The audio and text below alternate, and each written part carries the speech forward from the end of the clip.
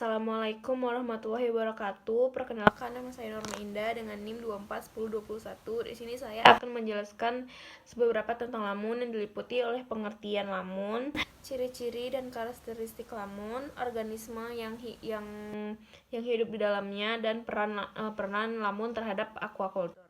Pengertian lamun meliputi lamun adalah tumbuhan berbunga yang terbenam seluruhnya di perairan laut dangkal. Lamun berbeda dari alga laut karena lamun memiliki akar, batang, daun, bunga, dan biji sejati.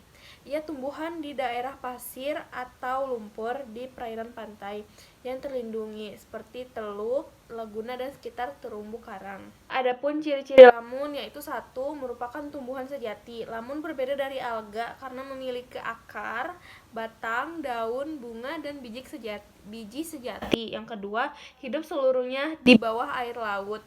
Semua bagian tubuh lamun terendam di air laut sepanjang hidupnya. 3. Berakar di dasar perairan. Akar dan rimpangnya menancap kuat di dasar pasir atau lumpur untuk menahan arus dan ombak.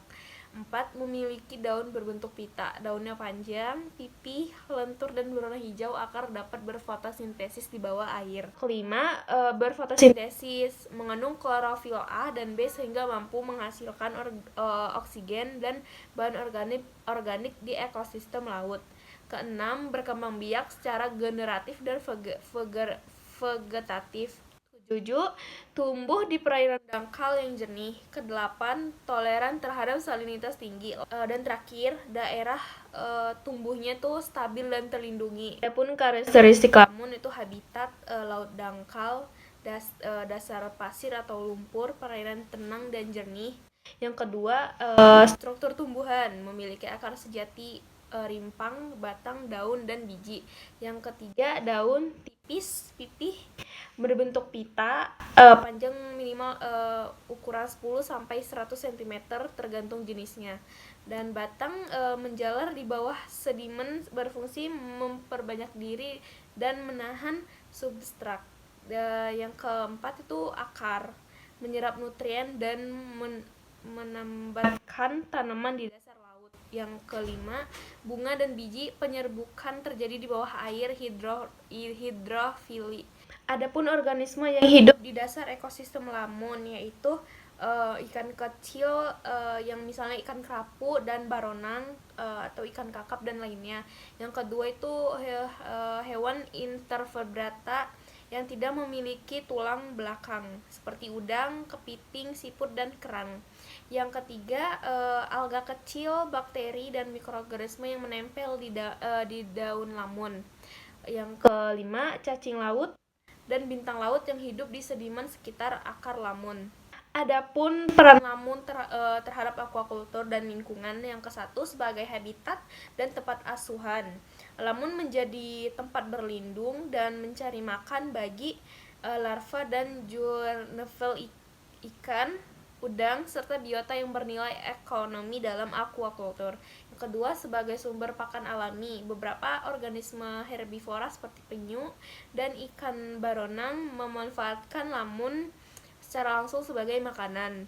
Yang ketiga, menjaga kestabilan sedimen, akar dan rimpang lamun, menahan dasar laut agar tidak mudah tererosi, menjaga kualitas dasar bagi budidaya laut seperti rumput laut dan kerang. Yang keempat, meningkatkan kualitas air. Lamun menyerap nutrien berlebih, nitrat dan fosfat, membantu mengurangi eutrofikasi dan meningkatkan kejernihan air di daerah aquaculture. Yang kelima, sebagai indikator kesehatan lingkungan pesisir, keberadaan lamun menunjukkan perairan yang bersih dan produktif. Hal penting dalam perencanaan lokasi budidaya. Yang keenam, yang terakhir, mendukung rantai makanan ekosistem pesisir. Serasah daun lamun yang membusuk menjadi sumber detritus yang kemudian menjadi makanan organisme di dasar laut. Kesimpulannya itu adalah lamun adalah tumbuhan laut yang berperan penting dalam menjaga keseimbangan ekosistem pesisir. Ia tidak hanya menopang keanekaragaman hayati laut, tapi juga memberi manfaat langsung dan tidak langsung terhadap kegiatan aquaculture melalui penyediaan pakan, habitat, dan peningkatan kualitas lingkungan. Oke, segitu saja penjelasan saya tentang lamun. Mohon maaf jika penjelasan saya kurang atau tidak dimengerti. Mohon maaf. Assalamualaikum warahmatullahi wabarakatuh.